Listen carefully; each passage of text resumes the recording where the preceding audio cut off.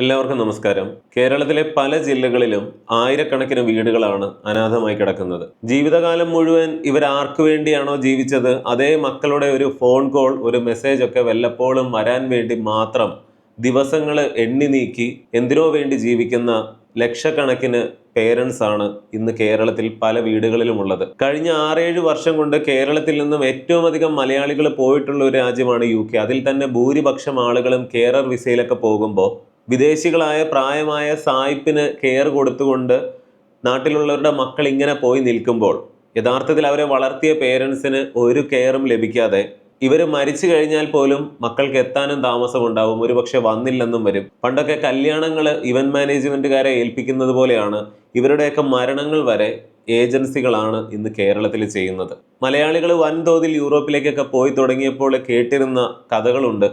യൂറോപ്പിലൊക്കെ ദൈവവിശ്വാസമൊക്കെ കുറഞ്ഞു പോവുകയാണ്, പള്ളികളൊക്കെ അവിടെ വിൽപ്പനയ്ക്ക് വെച്ചിരിക്കുകയാണ്. ഇത്തരം പള്ളികൾ ഡാൻസ് ബാറുകളായിട്ടും റെസ്റ്റോറൻറ്റുകളൊക്കെ ആയിട്ടും ഒക്കെ മാറുകയാണ് എന്ന്.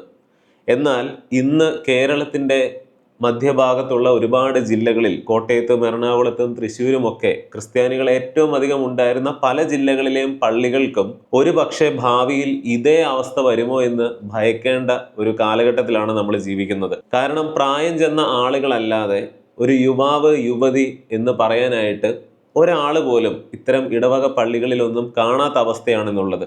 യൂറോപ്പിലെ പള്ളികൾ വിൽപ്പനയ്ക്ക് വെച്ചിരുന്ന ആ ഒരു സാഹചര്യം നാളെ കേരളത്തിൽ വന്നാലും അതിൽ അത്ഭുതപ്പെടാനൊന്നുമില്ല. ഇതെല്ലാം പറയുമ്പോഴും ഉപേക്ഷിക്കപ്പെടുന്ന അനാഥരാകുന്ന മാതാപിതാക്കളുടെ സാമ്പത്തികമായി തളർന്നു തുടങ്ങുന്ന കേരളത്തിൻ്റെ ദയനീയാവസ്ഥ മാത്രമാണ് എല്ലാവരും ചിന്തിക്കുന്നത്.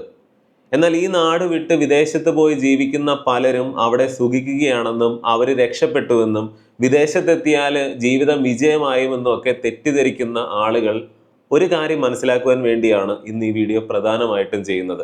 നിലവിൽ ഇത്തരം രാജ്യങ്ങളിൽ കിടന്ന് മലയാളി കുട്ടികൾ അനുഭവിക്കുന്നത് എന്ത് എന്ന് തിരിച്ചറിയേണ്ട ആവശ്യകതയുണ്ട്. അതിന് ഇന്ന് നമ്മൾ തിരഞ്ഞെടുത്തിരിക്കുന്നത് UK എന്ന് പറയുന്ന രാജ്യം തന്നെയാണ്. കഴിഞ്ഞ 6-7 വർഷങ്ങളായിട്ട് ലക്ഷക്കണക്കിന് മലയാളി യുവത്വങ്ങളാണ് വെസ്റ്റേൺ രാജ്യങ്ങളിലേക്ക് പോയതെങ്കിൽ അതിൽ നല്ലൊരു ഭാഗവും UK എന്ന് പറയുന്ന രാജ്യത്തേക്ക് തന്നെയാണ് പോയത്. അതുകൊണ്ടാണ് UK തന്നെ തിരഞ്ഞെടുത്തിരിക്കുന്നത്. 2ാം സ്ഥാനത്തുള്ളത് കാനഡയുമാണ്. കാനഡയുടെ കാര്യവും വ്യത്യസ്തമൊന്നുമല്ല. സ്റ്റുഡന്റ് വിസയിലും കെയറർ വിസയിലും സ്പൗസ് വിസയിലും പലതരം രീതികളിൽ UK പോലുള്ള രാജ്യങ്ങളിൽ ചെന്നിട്ടുള്ളവരുണ്ട്.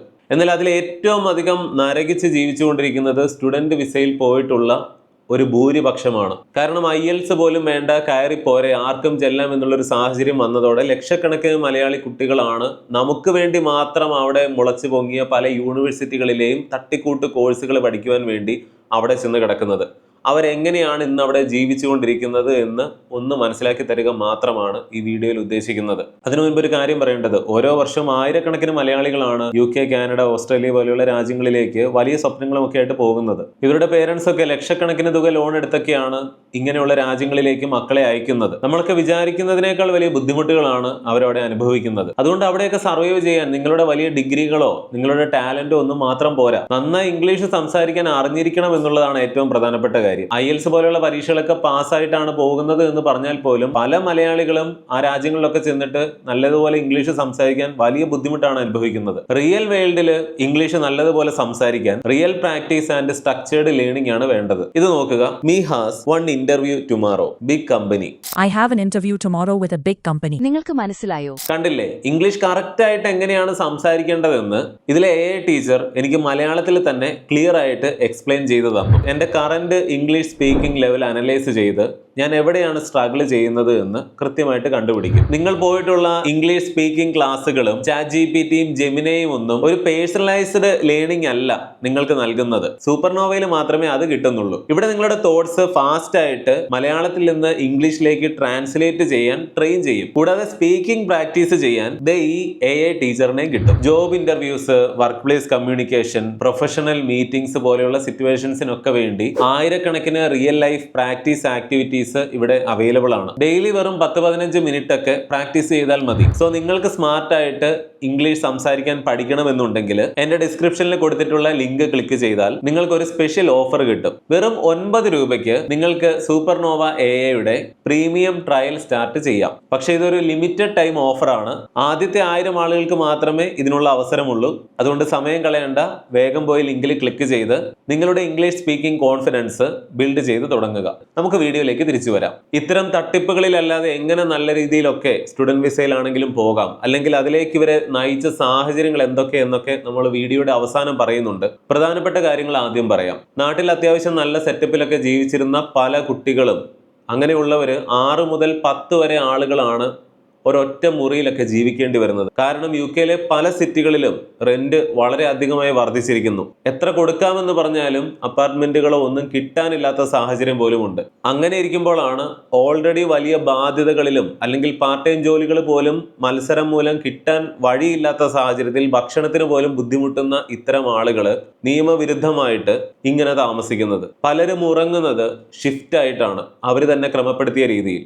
ഒരു കൂട്ടർ ജോലിക്ക് പോകുമ്പോൾ ലിവിംഗ് റൂമുകളിൽ പോലും കുറച്ചധികം ആളുകൾ ഒരുമിച്ച് കിടന്നുറങ്ങും. അവർ എഴുന്നേൽക്കുന്ന സമയമാകുമ്പോഴേക്കും ജോലി കഴിഞ്ഞ് പോയി വന്നിട്ടുള്ളവർ അവിടെ കിടന്നുറങ്ങും. സ്വകാര്യത എന്ന് പറയുന്നത് അവർക്ക് അവിടെ കിട്ടാത്ത ഒന്നാണ്. കാരണം റെന്റിനെടുത്തിരിക്കുന്ന ഒരു വീട്ടിലോ അപ്പാർട്ട്മെന്റിലോ ഒരു ഫ്ലാറ്റിലോ ഒക്കെ എവിടെയൊക്കെ സ്ഥലമുണ്ടോ അവിടെയൊക്കെ കിടന്നുറങ്ങാനായിട്ട് സ്ഥലം കണ്ടെത്തുക എന്നുള്ളതാണ് ഏറ്റവും പ്രധാനപ്പെട്ട കാര്യം. നാട്ടിലുള്ള പലരും ഇവിടെ ഇരുന്നു കൊണ്ട് അവരുടെ ഇൻസ്റ്റഗ്രാം പോസ്റ്റുകളൊക്കെ കണ്ടുകൊണ്ട് അവർക്ക് അവിടെ എന്തൊരു ജീവിതമാണ് എന്നൊക്കെയാണ് കരുതുന്നത്. പല കുട്ടികളും ഇതൊന്നും വീട്ടിൽ അറിയിക്കില്ല എന്നുള്ളതാണ്. ഗൾഫ് രാജ്യങ്ങളിൽ കഷ്ടപ്പെടുന്ന പ്രവാസികളുടെ കാര്യത്തിലാണ് ഇങ്ങനെയൊക്കെ നമ്മൾ കേട്ടിട്ടുള്ളത്. എന്നാൽ അവർ ആ ജീവിതം അറിഞ്ഞുകൊണ്ട് തിരഞ്ഞെടുക്കുന്നതാണ്. അവിടെ കഷ്ടപ്പാടാണ് എന്ന് അറിഞ്ഞുകൊണ്ടൊക്കെ തന്നെയാണ് അവർ പോയി ഇത്തരം കഷ്ടപ്പാടുകളിലേക്ക് പോകുന്നതും ജോലി ചെയ്യുന്നതും. എന്നാൽ ഇവരുടെ കാര്യത്തിൽ അങ്ങനെയല്ല. അവർ സ്വപ്നം കണ്ടു വന്ന ജീവിത രീതിയല്ല ഇത്. ആ നിരാശ ഉള്ളത് കൊണ്ട് തന്നെ എല്ലാ ബുദ്ധിമുട്ടുകളും ഉള്ളിൽ ഒളിപ്പിച്ച് പലരും ഇതൊന്നും അവരുടെ വീട്ടിലോ മറ്റോ അറിയിക്കുന്നില്ല. ഇത്തരം സാഹചര്യങ്ങൾ മുതലെടുക്കുന്ന ചെന്നായ്ക്കളും ഉണ്ട് എന്നുള്ളതാണ്. അതിൽ പണ്ടേ തന്നെ അവിടെ സെറ്റിൽഡ് ആയിട്ടുള്ള ഇന്ത്യക്കാരുണ്ടാകാം, അവിടുത്തുകാരുണ്ടാവാം. കാരണം ഇവരിങ്ങനെ കഷ്ടപ്പെടുന്നത് കണ്ടിട്ട് പല സഹായ വാഗ്ദാനങ്ങളുമായിട്ട് ഇവരെ സമീപിക്കുന്നു. നമ്മുടെ നാട്ടിൽ നിന്നൊക്കെ ഒരു +2 കഴിഞ്ഞിട്ടോ ഡിഗ്രി കഴിഞ്ഞിട്ടോ ഒക്കെ അവിടെ സ്റ്റുഡന്റ് വിസയിൽ ചെന്ന് നിൽക്കുന്ന സുന്ദരികളായ പെൺകുട്ടികൾക്ക് നേരെ മറ്റ് പല ലക്ഷ്യങ്ങളും വെച്ചുകൊണ്ട് അവർ കഷ്ടപ്പെടുന്നത് കണ്ടിട്ട് സഹായ വാഗ്ദാനങ്ങൾ വെച്ച് നീട്ടുന്ന ഒരുപാട് ചെന്നായ്ക്കളുണ്ട്. ഇതെല്ലാം അവിടെ നടക്കുന്ന കാര്യങ്ങളാണ്. അവരെ ചൂഷണം ചെയ്യുന്നു. പ്രത്യേകിച്ച് UK ഉള്ള ഒരു സ്കൂൾ കൾച്ചർ, കോളേജ് കൾച്ചർ ഒക്കെ പറഞ്ഞു കഴിഞ്ഞാൽ ഇവിടെ പലർക്കും അവിശ്വസനീയമാണ്. അവരിൽ പലരും സാമ്പത്തികമായിട്ട് പിന്നോക്കമാണെങ്കിൽ ബ്രിട്ടീഷുകാരികളായിട്ടുള്ള ഇത്തരം പല പെൺകുട്ടികളും അവർക്ക് അത്യാവശ്യം ചില്ല് ചെയ്ത് നടക്കാനും പണം ഉണ്ടാക്കാനും ഒക്കെ വേണ്ടി, അല്ലെങ്കിൽ ഒരു ലവ് അഫെയറോ ഒന്നും ആയിരിക്കില്ല, പണമുള്ള പല ആളുകളുടെയും കൂടെ പ്രായം പോലും നോക്കാതെ അവർ പോകാറുണ്ട്. ഇത്തരം കാര്യങ്ങൾ കേരളത്തിൽ നിന്നൊക്കെ അവിടെ പോയി സ്റ്റുഡന്റ് വിസയിലൊക്കെ നിൽക്കുന്ന ഇതുപോലെ കഷ്ടപ്പെടുന്ന പെൺകുട്ടികൾ അനുകരിക്കാനുള്ള സാധ്യതകളുണ്ട് എന്നുള്ളത് സാമാന്യം ചിന്തിക്കേണ്ടതാണ്. ഒരുപാട് നടക്കുന്നുമുണ്ട്. നാടിൻ്റെ എല്ലാ കാര്യങ്ങളെയും കുറ്റം പറഞ്ഞുകൊണ്ട് ഇവിടെ വലിയ സദാചാരമാണ്, ഇവിടെ ഒന്നും ശരിയാവില്ല, പൂർണ്ണമായ സ്വാതന്ത്ര്യം വേണം, ഇഷ്ടമുള്ളതുപോലെ ജീവിക്കാൻ സാധിക്കണം എന്ന് മാത്രം ആഗ്രഹിച്ചിട്ട് പോലും നാട് വിട്ടുപോകുന്ന ഒരുപാട് യുവതി യുവാക്കളുമുണ്ട്. അതും ഒരു യാഥാർത്ഥ്യമാണ്. എന്നാൽ അവിടെ ചെല്ലുമ്പോൾ അവർ മനസ്സിലാക്കുന്നു, അവർ ചിന്തിച്ചതുപോലെ അമിത സ്വാതന്ത്ര്യമല്ല, ഇതൊക്കെയാണ് സാഹചര്യം. അതിജീവിക്കുവാൻ വേണ്ടി, ഭക്ഷണത്തിന് വേണ്ടി അവർ മുൻപേ പറഞ്ഞ വിശാലമായ കാഴ്ചപ്പാടുകൾ പുറത്തെടുക്കേണ്ട ദയനീയമായ അവസ്ഥയിൽ ഒരുപാട് പേര് പോകുന്നുണ്ട്. ഇവരിൽ പലരും ചെന്നുപെടുന്നത് പിന്നീട് ഊരിപ്പോരാൻ പറ്റാത്ത വലിയ കെണികളിലാണ്. ബുദ്ധിമുട്ടുകളൊന്നുമില്ലാതെ അവിടെ ജീവിക്കുന്നവരുണ്ട്. അവർക്ക് അവരുടെ ഇഷ്ടത്തിനനുസരിച്ച് ഏത് ജീവിത രീതിയും തിരഞ്ഞെടുക്കാം. അതിൽ നാട്ടുകാരും ഇടപെടേണ്ട കാര്യവുമില്ല. എന്നാൽ അതൊന്നുമല്ലാതെ അവരെ ചൂഷണം ചെയ്യുന്ന ഒരു സാഹചര്യം, അതാണ് നമ്മൾ ഈ വീഡിയോയിൽ പറഞ്ഞത്. അല്ലാതെ ഉള്ളത് എന്താണെങ്കിലും അത് അവരുടെ കാര്യമാണ്. അതിൻ്റെ ഗുണവും ദോഷവും ഒക്കെ അനുഭവിക്കേണ്ടത് അവരാണ്. അവരേത് രീതിയിൽ അവിടെ ജീവിക്കുന്നു എന്നുള്ളത്. പക്ഷേ താഴത്തും തലയിലും വെക്കാതെ പൊന്നോമനകളായിട്ട് വളർത്തിക്കൊണ്ടുവന്ന നമ്മുടെ കേരളത്തിലെ ഒരുപാട് യുവതി യുവാക്കൾ ഈ രീതിയിലൊക്കെയാണ് വിദേശത്ത് പലരും കഷ്ടപ്പെടുന്നത് എന്നുള്ളത് ഇനിയെങ്കിലും കേരളത്തിലുള്ള ഒരു പ്രായം ചെന്ന തലമുറ തിരിച്ചറിയേണ്ട സമയമായി. നാട്ടിൽ വെച്ച് ഒന്നിനും സമ്മതിക്കാത്ത പേരൻസിനൊന്നും ഇങ്ങനെ പുറത്തേക്ക് വിടുമ്പോഴുള്ള സാഹചര്യങ്ങൾ എന്താണെന്ന് ഒരു ധാരണയുമില്ല. അതിലൊന്നും ഒരു കുഴപ്പവുമില്ല. നിങ്ങൾക്ക് വിദേശത്ത് പഠിക്കാൻ പോകണമെന്നുണ്ടെങ്കിൽ അതുപോലെ നല്ലൊരു കോഴ്സിന് അഡ്മിഷൻ കിട്ടിയാൽ മാത്രം നല്ലൊരു യൂണിവേഴ്സിറ്റിയിൽ, പറ്റുമെങ്കിൽ ഒരു സ്കോളർഷിപ്പിലൊക്കെ പോയി പഠിക്കുക. അല്ലാതെ എങ്ങനെയും അവിടെ ചെല്ലുക, അവനും ഇവനും ഒക്കെ പോയി എന്നുള്ള രീതിയിൽ ചെല്ലുമ്പോൾ പലരും അവിടെ ജീവിക്കുന്നത് ഇങ്ങനെയാണെന്ന് ചിന്തിക്കുക. ഒരു ചെറിയ ഉദാഹരണം പറഞ്ഞാൽ, ഒരു ട്രിമ്മർ എങ്ങനെയെങ്കിലും സംഘടിപ്പിച്ചിട്ടുണ്ടാകും, ആരുടെയെങ്കിലും കയ്യിലുണ്ടാകും. അത് ഉപയോഗിച്ച് അത്യാവശ്യം നന്നായി മുടി വെട്ടാനും മറ്റുമൊക്കെ അറിയാവുന്ന ഒരാൾ തന്നെയായിരിക്കും പലരുടെയും മുടി വെട്ടി കൊടുക്കുക. കാരണം അവിടെയൊക്കെ പ്രത്യേകിച്ച് ആൺകുട്ടികൾക്ക് ഒരു ബാർബർ ഷോപ്പിൽ ഒരു തവണ ഹെയർ കട്ട് ചെയ്താൽ ശരാശരി 10 പൗണ്ട് അല്ലെങ്കിൽ 20 പൗണ്ടൊക്കെയാണ് ആവുക. അതിന് പോലും ആകും 10,000-2,000 രൂപ. അവിടുത്തെ എല്ലാ നിയമങ്ങൾ അനുസരിച്ച് കൃത്യമായിട്ട് അണുവിമുക്തമാക്കിക്കൊണ്ട് ഒരു രോഗങ്ങളും പകരാത്ത രീതിയിൽ ലൈസൻസ് ഉള്ള ഷോപ്പുകളിലൊക്കെ മാത്രമേ ഹെയർ കട്ടൊക്കെ ചെയ്യാനായിട്ട് സാധിക്കുകയുള്ളൂ. എന്നാൽ സ്റ്റുഡന്റ് വിസയിലൊക്കെ പോയി പാർട്ട് ടൈം ആയിട്ടൊക്കെ ജോലി ചെയ്ത് ഇതുപോലെ ഷെയർ ചെയ്ത് ജീവിക്കുന്ന പലരും അവരുടെ മുടി വെട്ടുന്നത് പോലും ഇങ്ങനെയൊക്കെ തന്നെയാണ്. ഇത് എപ്പോഴെങ്കിലും ഇങ്ങനെ ചെയ്യുന്നുണ്ട് എന്ന് അവിടെ പോലീസൊക്കെ അറിഞ്ഞു കഴിഞ്ഞാൽ വലിയ പ്രശ്നമാണ്. ഒരുപാട് കാര്യങ്ങളിൽ ഒരു ചെറിയ കാര്യം ഒരു ഉദാഹരണത്തിന് മാത്രം പറഞ്ഞതാണ്. ഇന്നും മലയാളികൾ ചിന്തിക്കുന്നത് എന്ന് പറഞ്ഞാൽ 1 പൗണ്ട് ഇത്ര ഇന്ത്യൻ രൂപയാണ്, എന്നിട്ട് നേരെ അങ്ങ് ഗുണിച്ചു നോക്കും. എന്നാൽ ഒന്ന് മുടി വെട്ടാൻ പോലും ഈ രീതിയിലാണ് അവിടെ ചിലവ് എന്നുള്ളത് പലരും ചിന്തിക്കുന്നില്ല. നാട്ടിൽ ഓമനിച്ച് വളർത്തിയിരുന്ന പല കുട്ടികളും അവിടെ ഒരു നേരമൊക്കെയാണ് ഭക്ഷണം കഴിക്കുന്നത്. അല്ലെങ്കിൽ നല്ലൊരു ഭാഗവും കേരളത്തിൽ നിന്നൊക്കെ ഈ UK പോകുന്നത് ഒരുപാട് ക്രിസ്ത്യൻ പശ്ചാത്തലത്തിലുള്ള കുടുംബങ്ങളിൽ നിന്നൊക്കെയാണ്.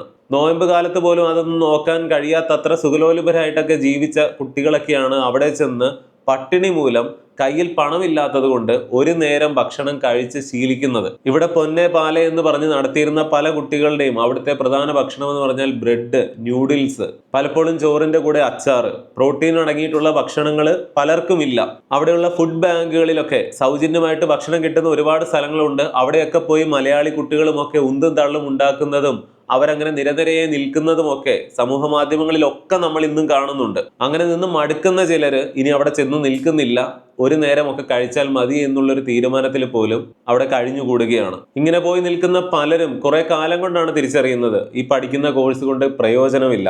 ഇന്ത്യക്കാരുടെ പണം മാത്രം ലക്ഷ്യമിട്ടുകൊണ്ട് അവിടെ തുടങ്ങിയ പല യൂണിവേഴ്സിറ്റികളിലുമൊക്കെയാണ് ഞങ്ങൾ വന്ന് ചേർന്നിരിക്കുന്നത് എന്നൊക്കെ. 20 മണിക്കൂർ പോലെ പലപ്പോഴും നിശ്ചിത സമയമാണ് ഒരാഴ്ചയിൽ പാർട്ട് ടൈം ആയിട്ടാണെങ്കിലും ഒക്കെ ജോലി ചെയ്യാൻ അനുവദിക്കുക. അവിടെയുള്ള തൊഴിലുടമകൾ അതിൽ പലരും ഇന്ത്യക്കാരൊക്കെ തന്നെയാണ്. പണ്ടേ അവിടെ ചെന്ന് ബിസിനസ് ഒക്കെ തുടങ്ങിയ ഇന്ത്യൻ വംശജരായിട്ടുള്ളവരുമൊക്കെ ഒരുപാട് ചൂഷണം ചെയ്യുന്നുണ്ട് ഇങ്ങനെ പഠിക്കാൻ ചെന്ന് നിൽക്കുന്ന യുവതിയുവാക്കളെ.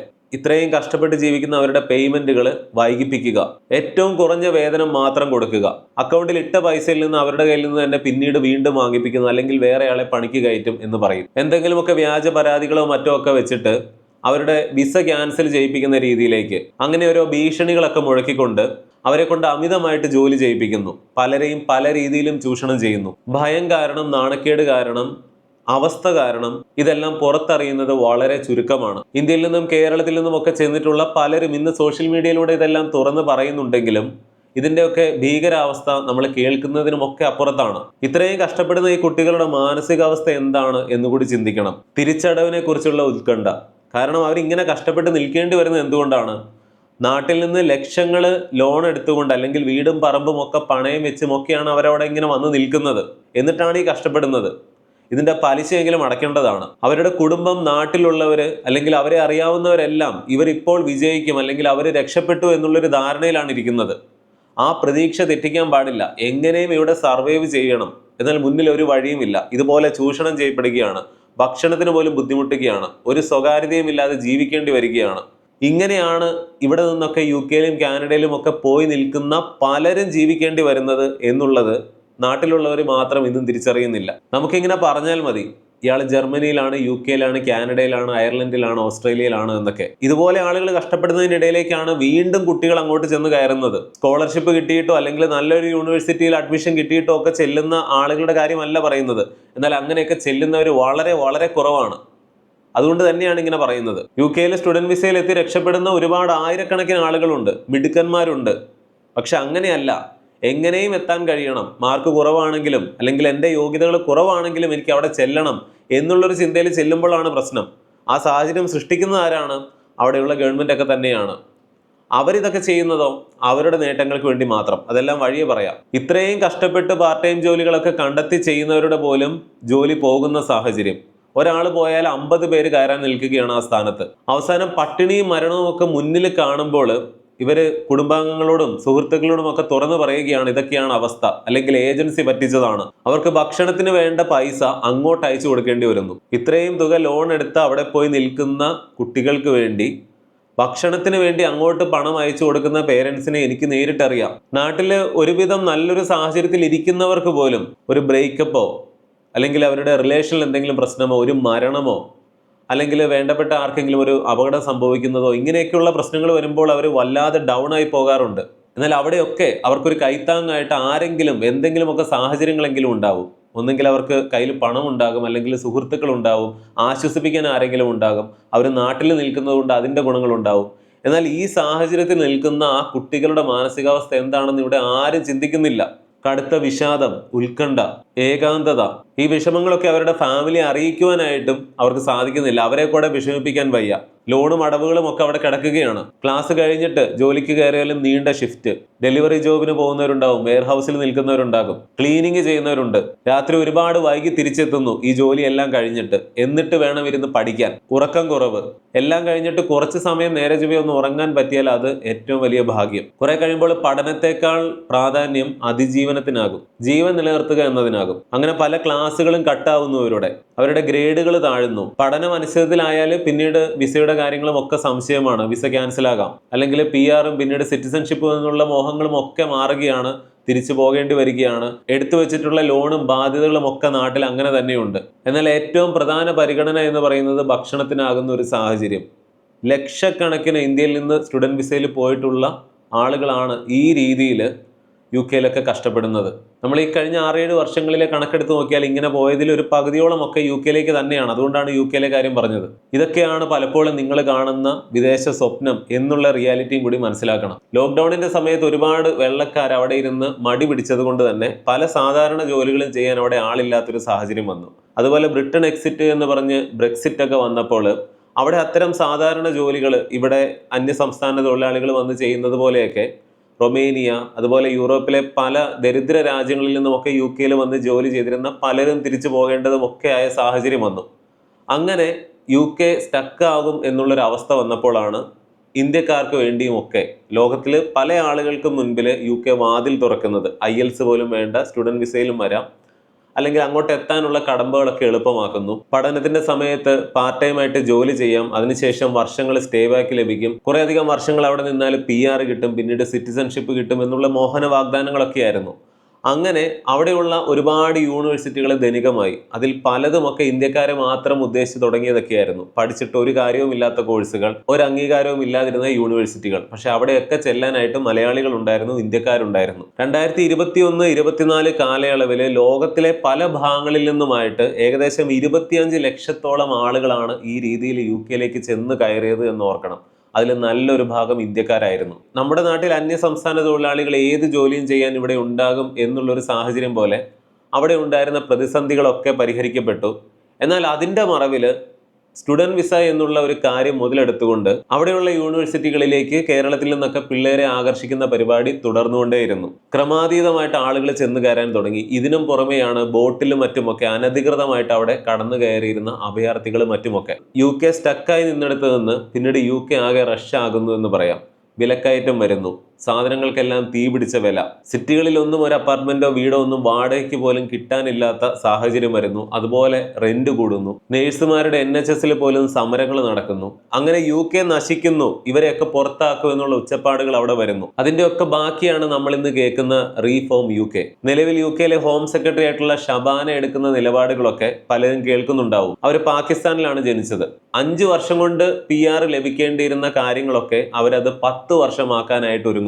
ഒരു ഡിഗ്രിക്കും താഴെ അല്ലെങ്കിൽ വളരെ ലോവർ സ്കില്ലിലൊക്കെ ജോലി ചെയ്യുന്നവർക്കാകട്ടെ 15 വർഷമെങ്കിലും അവിടെ നിന്നാലേ PR കിട്ടൂ എന്നുള്ള രീതിയിലേക്ക് കാര്യങ്ങൾ മാറ്റാൻ പോകുന്നു. UK-യിലൊന്നും താരതമ്യേന യാതൊരു പ്രശ്നവും ഇല്ലാതെ ജീവിക്കാൻ പറ്റുന്ന ഒരു കൂട്ടരാണ് നേഴ്സുമാർ. അല്ലെങ്കിൽ ഇവിടെ നിന്നൊക്കെ അവിടെ പോയി നേഴ്സായിട്ട് ജോലി ചെയ്യുന്നതൊക്കെ ഏറ്റവും നല്ലൊരു ഓപ്ഷൻ തന്നെയാണ്. എന്നാൽ റീഫോം UK ഇതേ രീതിയിൽ മുന്നോട്ട് പോവുകയാണെങ്കിൽ ഭാവിയിൽ 1,00,000-ഓളം നേഴ്സുമാർക്ക് പോലും UK ഉപേക്ഷിക്കേണ്ടി വരുമെന്നുള്ള സാധ്യതകളാണ് ഇപ്പോൾ കേൾക്കുന്നത്. സ്റ്റുഡൻറ് വിസയിൽ അവിടെ ചെന്ന് കയറിയിട്ടുള്ള 3 ലക്ഷത്തോളം വിദ്യാർത്ഥികൾക്ക് അവരുടെ വിസ പുതുക്കാൻ കഴിയാതെ ആ രാജ്യം ഉപേക്ഷിക്കേണ്ടതായിട്ട് വരും. മലയാളികളിൽ നല്ലൊരു ഭാഗവും പോയത് കെയർ ഗീവർമാരൊക്കെ ആയിട്ടാണ്. അവരിൽ നല്ലൊരു ഭാഗവും ഇനി എന്ത് എന്നുള്ളൊരു ചോദ്യത്തിന് മുന്നിൽ നിൽക്കുകയാണ്. പലർക്കും കുടുംബത്തോടൊപ്പം ഇനി തുടരാനാകില്ല. UK-യിൽ നിലവിൽ PR കാത്തിരിക്കുന്നവർക്കും അവരുടെ ജീവിത ചെലവുകളും ഇത് വർദ്ധിപ്പിക്കുകയാണ്. പല ആനുകൂല്യങ്ങളും ലഭിക്കാതാകും. ഇതിന്റെ എല്ലാം പ്രധാന കാര്യം വിദേശത്തുള്ള ഏതെങ്കിലും രാജ്യത്ത് എത്തിക്കഴിഞ്ഞാൽ ജീവിതം വിജയമാണ് എന്ന് ഇപ്പോഴും തെറ്റിദ്ധരിച്ചു വെച്ചിരിക്കുന്ന നാട്ടുകാരൊക്കെ തന്നെയാണ്. അല്ലെങ്കിൽ അങ്ങനെയുള്ള പേരൻസ് ആണ്. കുട്ടികൾ പറയുമ്പോഴോ അല്ലെങ്കിൽ അവരെ നിർബന്ധിച്ചോ ഒക്കെ പല ഏജൻസികൾക്കും 7 മുതൽ 25 ലക്ഷവും 30 ലക്ഷവും ഒക്കെ പണം കൊടുത്തുകൊണ്ട് എങ്ങനെയും ഇവരെ വിദേശത്ത് എത്തിക്കുക എന്നുള്ളതായിരുന്നു പലരുടെയും ലക്ഷ്യമെങ്കിൽ അതേ കുട്ടികൾ അവിടെ കിടന്ന് നരകിക്കുന്നത് പലപ്പോഴും ഇവർ അറിയുന്ന പോലുമില്ല. പിന്നെ ഞാൻ വീഡിയോയുടെ ഇടയ്ക്ക് പറഞ്ഞ സൂപ്പർനോവ AI കുറിച്ച് ഒരിക്കൽ കൂടി ഓർമ്മിപ്പിക്കുകയാണ്. സോ നിങ്ങൾക്ക് സ്മാർട്ടായിട്ട് ഇംഗ്ലീഷ് സംസാരിക്കാൻ പഠിക്കണമെന്നുണ്ടെങ്കിൽ എൻ്റെ ഡിസ്ക്രിപ്ഷനിൽ കൊടുത്തിട്ടുള്ള ലിങ്ക് ക്ലിക്ക് ചെയ്താൽ നിങ്ങൾക്ക് ഒരു സ്പെഷ്യൽ ഓഫർ കിട്ടും. വെറും 9 രൂപയ്ക്ക് നിങ്ങൾക്ക് സൂപ്പർനോവ AIയുടെ പ്രീമിയം ട്രയൽ സ്റ്റാർട്ട് ചെയ്യാം. പക്ഷേ ഇതൊരു ലിമിറ്റഡ് ടൈം ഓഫറാണ്. ആദ്യത്തെ 1000 ആളുകൾക്ക് മാത്രമേ ഇതിനുള്ള അവസരമുള്ളൂ. അതുകൊണ്ട് സമയം കളയണ്ട, വേഗം പോയി ലിങ്കിൽ ക്ലിക്ക് ചെയ്ത് നിങ്ങളുടെ ഇംഗ്ലീഷ് സ്പീക്കിംഗ് കോൺഫിഡൻസ് ബിൽഡ് ചെയ്ത് തുടങ്ങുക. ഇന്നത്തെ വീഡിയോയെ കുറിച്ചുള്ള നിങ്ങളുടെ എല്ലാ അഭിപ്രായങ്ങളും കമന്റിൽ അറിയിക്കണം. മറ്റൊരു വീഡിയോയിൽ വീണ്ടും വരാം. നന്ദി, നമസ്കാരം.